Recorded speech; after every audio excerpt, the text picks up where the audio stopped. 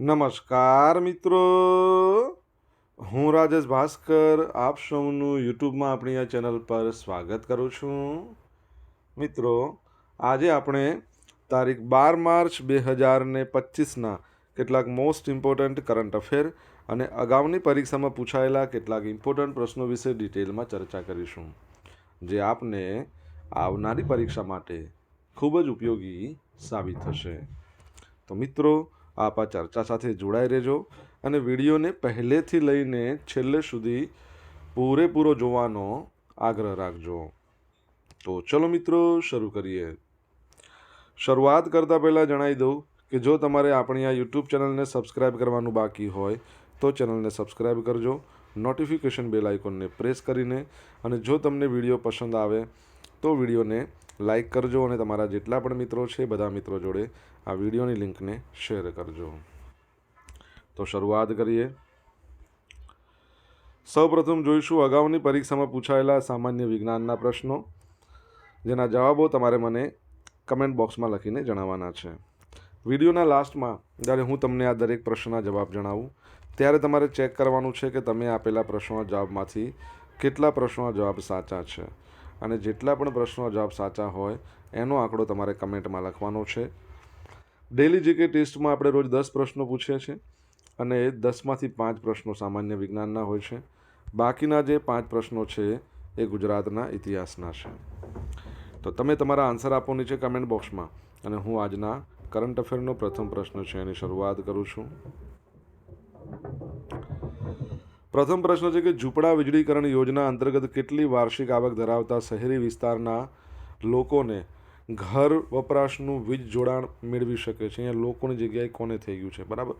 તો જવાબ આવશે કે 1.5 લાખ રૂપિયા. કેટલી? 1.5 લાખ સુધીની આવક. તો છેલ્લા 2 વર્ષમાં ઝૂંપડા વીજળીકરણ યોજના અંતર્ગત અમદાવાદ જિલ્લાના 4167, આણંદ જિલ્લાના 3267 લાભાર્થીઓ છે એમને વીજ જોડાણ આપવામાં આવ્યા છે, જે અંતર્ગત રાજ્ય સરકાર દ્વારા અનુક્રમે ₹215.51 લાખ અને ₹346.48 લાખનો ખર્ચ કરવામાં આવ્યો છે. આ માહિતી છે એ વિધાનસભામાં ધારાસભ્ય દ્વારા પૂછવામાં આવેલા પ્રશ્નનો પ્રત્યુત્તર આપતા ઉર્જા મંત્રી કનુ દેસાઈએ આ જવાબ આપ્યો હતો. ઉર્જા મંત્રીએ આ યોજના વિશે વિગતો આપતા કહ્યું કે રાજ્યના તમામ વિસ્તારના કોઈપણ જ્ઞાતિના ગરીબ લાભાર્થીઓ પૈકી જો શહેરી વિસ્તારના હોય તો 1.5 લાખ રૂપિયા સુધી વાર્ષિક આવક ધરાવતા લોકો, ગ્રામીણ વિસ્તાર હોય તો 1,20,000 રૂપિયા સુધીની વાર્ષિક આવક ધરાવતા લોકો, તો એ જે લાભાર્થીઓ છે એમને આ યોજના હેઠળ ઘર વપરાશનું વીજ જોડાણ મેળવી શકે છે. બરાબર છે.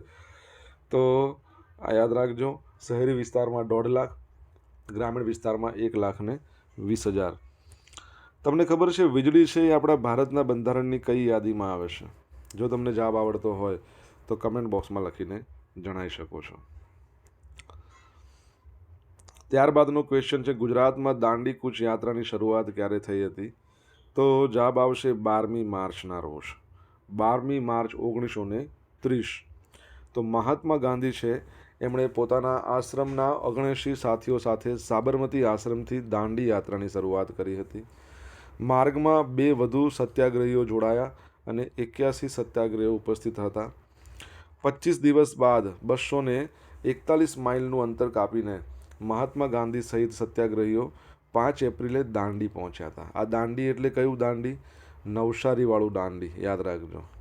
હમણાં એક દાંડી ફૂડ મહોત્સવ યોજાયો હતો, એ હતું સુરતનું દાંડી. બરાબર છે, સુરતમાં ઓલપાડ તાલુકાનું. 6 એપ્રિલે સવારે 6 વાગે સમુદ્ર સ્નાન કરીને 6:30 વાગે એમણે મીઠાની ચપટી ભરી અને હજારો લોકોનો ગગનભેદી નાદ ગાજી ઉઠ્યો કે નમક કા કાયદા તોડ દિયા. એ ચપટી ભરતા ગાંધીજીએ કહ્યું કે બ્રિટિશ સામ્રાજ્યની ઇમારતના પાયામાં હું આજથી લૂણો લગાડું છું. તે જ દિવસે અમદાવાદ, ભરૂચ, સુરત, ખેડા, મુંબઈ, દિલ્હીમાં પણ મીઠાના કાયદાનો ભંગ કરવામાં આવ્યો. ગાંધીજીની ધરપકડ થયા બાદ સરોજની નાયડુ અને ઇમામ સાહેબની આગેવાની હેઠળ ધરાશણા મીઠાના અગરો પર હુમલો કરવામાં આવ્યા હતા. દાંડી કૂચના પરિણામે 5મી માર્ચ 1931ના રોજ ગાંધી ઇરવિન કરાર થયા, જેથી નમક સત્યાગ્રહનો અંત આવ્યો હતો. 1930ની વાત કરીએ તો આ દાંડી કૂચ યાત્રા યોજાઈ હતી. મહાનિષ્ક્રમણ તરીકે પણ તેને ઓળખાવે છે. બરાબર છે. અને તમારા માટે એક પ્રશ્ન એ છે, તમને ખ્યાલ હોય તો 1930માં દાંડી કૂચના કારણે આખા વિશ્વમાં ગાંધીજી પ્રખ્યાત થયા હતા અને એમને ટાઈમ મેગેઝિન છે એના દ્વારા મેન ઓફ ધ યર તરીકે ઘોષિત કરવામાં આવ્યા. અને તમારા માટે પ્રશ્ન એ છે કે અત્યારે ગયા વર્ષે 2024માં ટાઈમ મેગેઝિન દ્વારા કોને પર્સન ઓફ ધ યર ઘોષિત કરવામાં આવ્યા છે? જો તમને જવાબ આવડતો હોય તો કમેન્ટ બોક્સમાં લખીને જણાવો. ઇઝરાયલ ડિફેન્સ ફોર્સના નવા ચીફ આવ્યા છે ઇયાલ ઝમીર. તો 24મા નંબરના ચીફ છે ઇઝરાયલ ડિફેન્સ ફોર્સના. કાર્યભાર સંભાળી લીધો છે એમણે હર્ઝી હાલ્વીનું સ્થાન લીધું અને પદભાર સંભાળતાની સાથે જ એમણે ચેતવણી આપી દીધી છે કે ઇઝરાયલનો તમામ મોરચે સંઘર્ષ યથાવત રહેવાનો છે અને તેમણે તેમના દુશ્મનો પર આક્રમક રીતે પ્રહાર કરવાની ઈચ્છા જાહેર કરી છે. Israel capital Jerusalem. ઇઝરાયલની વાત કરીએ તો એના જે પ્રાઇમ મિનિસ્ટર છે બેન્ઝામિન નેતન્યાહુ, બરાબર છે, અને પ્રેસિડન્ટ છે આઇઝેક હર્ઝોગ. તમારા માટે પ્રશ્ન છે કે ઇઝરાયલની જે સંસદ છે એને શું કહેવાય છે? ઇઝરાયલની કરન્સી ઇઝરાયલી ન્યૂ શેકેલ છે. ઇઝરાયલની સંસદનું નામ તમારે જણાવવાનું છે. મિત્રો, વિડીયો પસંદ આવ્યો હોય, ભણવાની મજા આવી હોય તો વિડીયોને લાઇક કરો, તમારા મિત્રો જોડે વિડીયોની લિંકને શેર કરો. આપણી બંને યુટ્યુબ ચેનલ રાજેશ ભાસ્કર અને રાજેશ ભાસ્કર 2ને સબસ્ક્રાઈબ કરો, નોટિફિકેશન બેલ આઇકોનને પ્રેસ કરીને. જો તમારે ડેલી કરંટ અફેરની પીડીએફ જોઈતી હોય તો આપણી ટેલિગ્રામ ચેનલને જોઈન કરો. ડેલી કરંટ અફેરની પીડીએફ તમને મળશે, સાથે તમને પોલ્સ પણ રમવા મળશે. બરાબર. ખંજર કવાયત ભારત અને બીજા કયા દેશ વચ્ચે યોજાય છે? તો જવાબ આવશે કિર્ગિસ્તાન. ભારત અને કિર્ગિસ્તાન વચ્ચે યોજાય છે. તો તાજેતરમાં ભારત અને કિર્ગિસ્તાનની સંયુક્ત વિશેષ દળોની કવાયત ખંજર એની 12મી આવૃત્તિ, કેટલામી? 12મી આવૃત્તિ કિર્ગિસ્તાનમાં શરૂ થઈ ગઈ છે. આ કવાયતનો ઉદ્દેશ શહેરી અને પર્વતીય ઊંચાઈવાળા ભૂપ્રદેશમાં આતંકવાદ વિરોધી અને વિશેષ દળોની કામગીરીમાં અનુભવો અને શ્રેષ્ઠ પ્રથાઓનું આદાન પ્રદાન કરવાનું છે. આતંકવાદ પરથી આતંકવાદ વિરોધી દિવસ આપણા ભારતમાં 21મી મેના રોજ મનાવવામાં આવે છે. 21મી મે છે એને વિશ્વમાં વિશ્વ ચા દિવસ કહેવાય છે. કોફી દિવસ 1 ઓક્ટોબર, વિશ્વ દૂધ દિવસ 1 જૂન અને રાષ્ટ્રીય દૂધ દિવસ તો તમને બધાને આવડે જ છે ને, ડૉક્ટર વર્ગીસ કુરિયનનો જન્મદિવસ. અને આ જ દિવસ છે જેને આપણે ભારતમાં સંવિધાન દિવસ, બંધારણ દિવસ કહીએ છીએ, 26 નવેમ્બર. હવે આ એક્સરસાઇઝ છે, આ કવાયત છે, બંને દેશોને સંરક્ષણ સંબંધ મજબૂત બનાવવાની, આંતરરાષ્ટ્રીય ત્રાસવાદ અને ઉદ્દામવાદની સહિયારી સમસ્યાનો અંત ઉકેલ લાવવાની તક પૂરી પાડે છે. 14 દિવસની સંયુક્ત કવાયત આ મહિનાની 23 તારીખ સુધી ચાલશે. 23મી માર્ચ સુધી ચાલવાની છે. કિર્ગિસ્તાનની વાત કરીએ તો કિર્ગિસ્તાનનું કેપિટલ બિસ્કેક છે. શું છે? બિસ્કેક. એના પ્રેસિડન્ટ છે સદિયર જેપેરોવ અને કરન્સી તમારે કહેવાનું છે જો તમને આવડતી હોય તો કમેન્ટ બોક્સમાં લખીને જણાવજો. તાજેતરમાં કયા સ્થળે લખપતિ દીદી સંમેલનનું આયોજન કરવામાં આવ્યું? લખપતિ દીદી, તો જવાબ રહેશે નવસારી ખાતે. બરાબર છે, નવસારી ખાતે જ્યારે આપણે આંતરરાષ્ટ્રીય મહિલા દિવસ મનાવ્યો ત્યારની વાત છે. તો વડાપ્રધાન નરેન્દ્ર મોદીની અધ્યક્ષતા હેઠળ નવસારીમાં વાસી બોરસી, બરાબર છે, વાસી બોરસી ખાતે લખપતિ દીદી સંમેલનનું આયોજન કરવામાં આવ્યું. આ કાર્યક્રમ દરમિયાન વડાપ્રધાન હસ્તે 25,000થી વધુ સ્વ સહાય જૂથોની મહિલાઓને ₹400 કરોડથી વધુની સહાય આપવામાં આવી. હવે દેશની મહિલાઓને ઉદ્યોગ સાહસિકતા માટે પ્રોત્સાહિત કરીને આર્થિક રીતે પગભર કરવા માટે તેમનું સશક્તિકરણ કરવાના ઉદ્દેશથી વડાપ્રધાન નરેન્દ્ર મોદીએ 15મી ઓગસ્ટ 2023ના રોજ લખપતિ દીદી યોજનાનો આરંભ કરાવ્યો હતો. આ એક સ્વયં સહાય જૂથની મહિલા સભ્યો છે જેઓ મહિલા સ્વાવલંબન થકી આવકના વિવિધ સ્ત્રોતો જેવા કે કૃષિ, પશુપાલન, લઘુ ઉદ્યોગ વગેરેમાંથી માસિક 10,000 એટલે મહિનાના 10,000 કમાઈ શકે, અથવા તો 10,000થી વધુ, અથવા તો વાર્ષિક 1 લાખ અથવા તેથી વધુ આવક મેળવે છે. એટલે લખપતિ કહેવાય ને, એક વર્ષમાં તમે ₹1,00,000ની ઉપર મેળવો.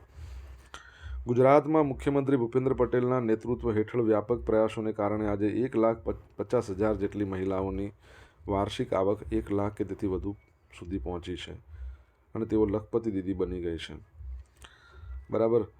આ ઉપરાંત તમે જુઓ કે 2 સ્કીમ છે. એક તો G Safal Gujarat scheme for Antyodaya families for augmenting livelihood અને Gujarat mentorship acceleration of individual for transforming rural income એ પણ લોન્ચ કરવામાં આવી છે. તો એ પણ યાદ રાખજો. બરાબર છે. નવસારીની વાત કરીએ તો નવસારી હવે મહાનગરપાલિકા બની ગયું છે. નવસારિકા એનું જૂનું નામ છે. નવસારીનું જે ગણદેવી છે તેનો ગોળ વખણાય છે.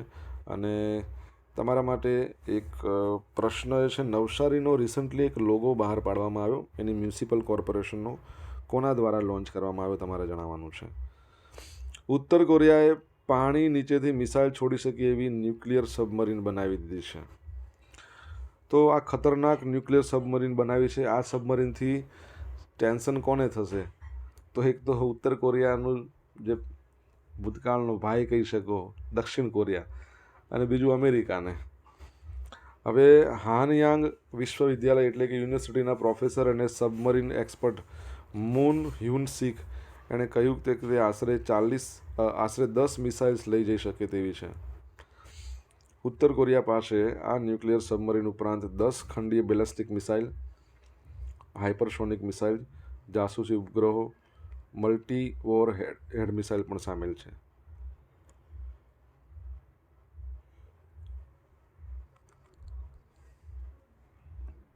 ઉત્તર કોરિયાની વાત કરીએ તો ઉત્તર કોરિયાના જે શાસક છે જેમનું નામ કિમ જોંગ ઉન છે, એની કરન્સી કોરિયન પીપલ્સ વોન છે.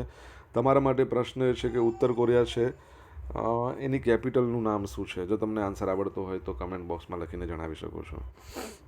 સોશિયલ મીડિયાના માધ્યમથી તમે મારી જોડે કનેક્ટ રહી શકો છો. મારું ઇન્સ્ટા આઈડી છે rajesh.i.bhaskar.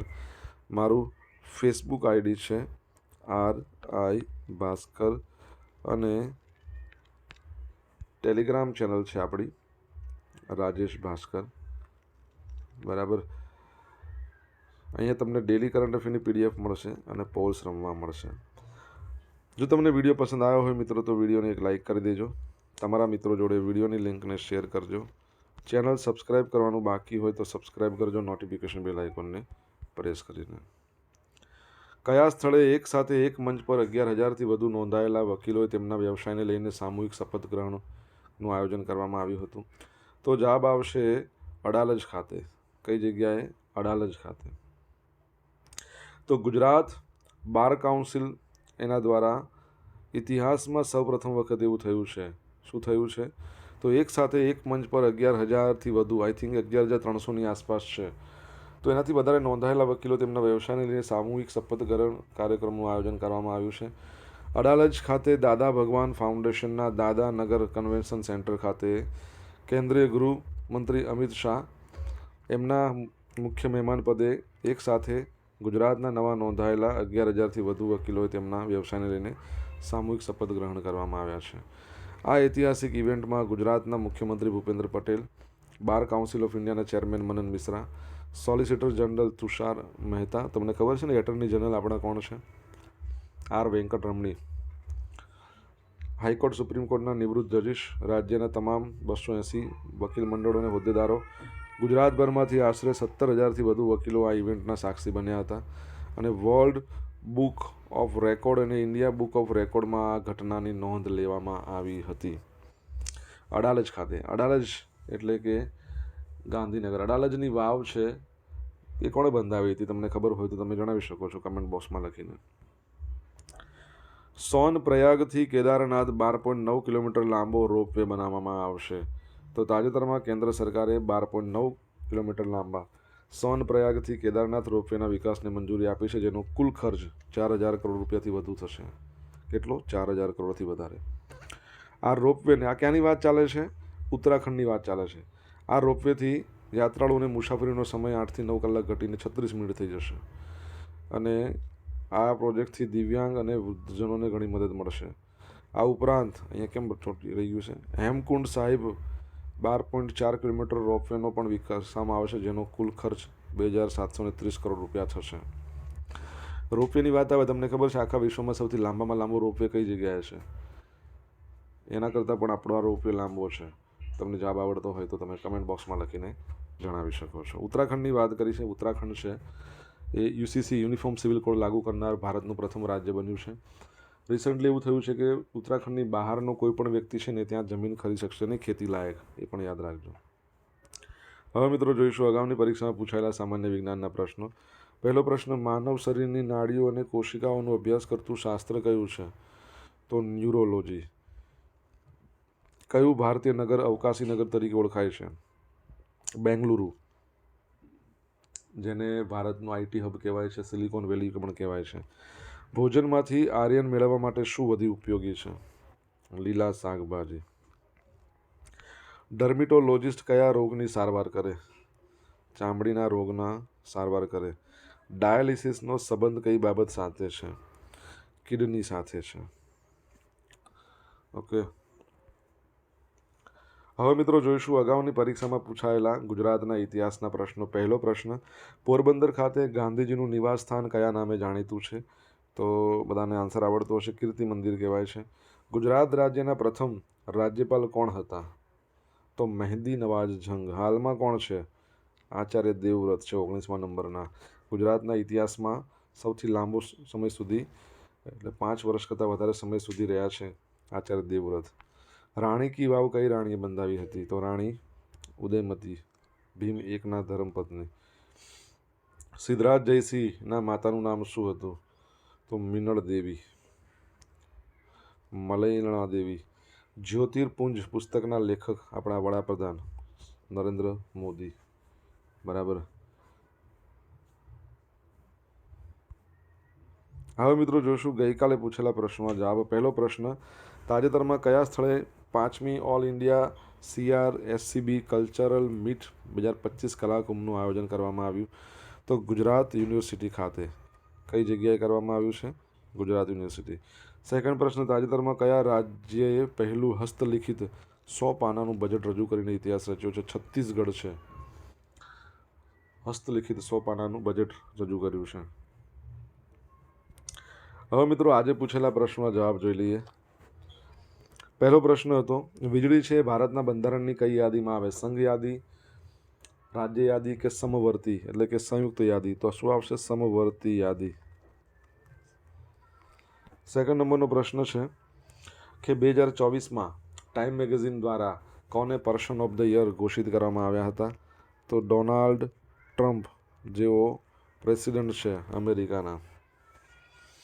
ત્રીજો પ્રશ્ન, ઇઝરાયલની સંસદને શું કહેવાય? તો નેસેટ કહેવાય. શું કહેવાય? નેસેટ કહેવાય. ચોથો પ્રશ્ન, કિર્ગિસ્તાન છે એની કરન્સીને શું કહેવાય? તો કિર્ગિસ્તાની સોમ. શું છે? કિર્ગિસ્તાની સોમ એની કરન્સી છે. ત્યારબાદ 5મા નંબરનો પ્રશ્ન, નવસારી મ્યુનિસિપલ કોર્પોરેશનનો નવો લોગો કોને લોન્ચ કર્યો હતો? તો CR પાટીલ. કોણ છે CR પાટીલ?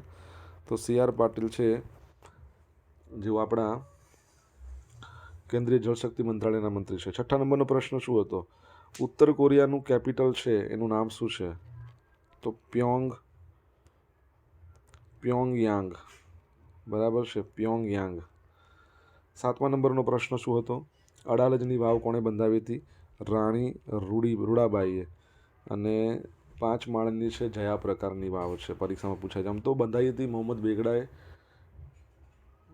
આમ કહેવાય છે રાણી રૂડાબાઈએ પોતાના પતિની યાદમાં. તો મોહમ્મદ બેગડો રાણી રૂડાબાઈના રૂપથી મોહિત હતો એટલે એમણે કીધું કે તું મારી રાણી બની જા. રાણી રૂડાબાઈ કહ્યું તો આ વાવ તો બંધાઈ દે, પછી જોઈએ છે. રાણી રૂડાબાઈ આ વાવ બંધાયા બાદ જોવા ગયા અને એમાં જ એમણે આત્મહત્યા કરી લીધી હતી. 8મા નંબરનો પ્રશ્ન, વિશ્વમાં સૌથી લાંબામાં લાંબો રોપવે હાલમાં છે ને મેક્સિકોમાં છે. શામાં છે? મેક્સિકો નામના દેશમાં. હવે મિત્રો જોઈશું ગઈકાલના કરંટ અફેરમાંથી પૂછેલા કેટલાક ઇમ્પોર્ટન્ટ પ્રશ્નો જેના જવાબો તમારે કમેન્ટ બોક્સમાં લખવા છે. પહેલો પ્રશ્ન, ભારતને ટીબી મુક્ત કરવાનો લક્ષ્યાંક કયા વર્ષનો છે? સેકન્ડ પ્રશ્ન, તાજેતરમાં કોને ગવર્મેન્ટ માર્કેટ પ્લેસના મુખ્ય CEO મુખ્ય કાર્યકારી અધિકારી એટલે સીઓ તરીકે નિયુક્ત કરવામાં આવ્યા છે? જવાબ આવડતો હોય તો કમેન્ટ બોક્સમાં લખીને જણાવજો. તો મિત્રો, આ હતા આજના દિવસના કેટલાક મોસ્ટ ઇમ્પોર્ટન્ટ કરંટ અફેર. સાથે આપણે જોયું અગાઉની પરીક્ષામાં પૂછાયેલા કેટલાક ઇમ્પોર્ટન્ટ પ્રશ્નોને એના જવાબો. આશા રાખું બધાને ભણવાની મજા પડી હશે. મજા પડી હોય તો વિડીયોને લાઇક કરજો. તમારા મિત્રો જોડે વિડીયોની લિંકને શેર કરજો. આપણી બંને યુટ્યુબ ચેનલ રાજેશ ભાસ્કર 2ને સબસ્ક્રાઈબ કરજો, નોટિફિકેશન બેલ આઇકોનને પ્રેસ કરીને. તો મિત્રો, thank you so much for watching this video. Have a nice day. Jai Hind, જય ભારત, જય જય ગરવી ગુજરાત.